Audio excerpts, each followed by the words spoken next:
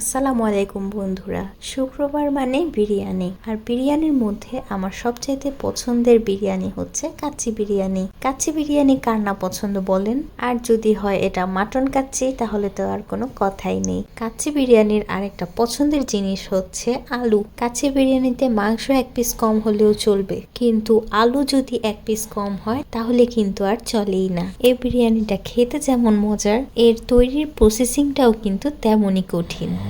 কঠিন বলতে অন্যান্য বিরিয়ানির থেকে একটু আলাদা ও সময় সাপেক্ষ।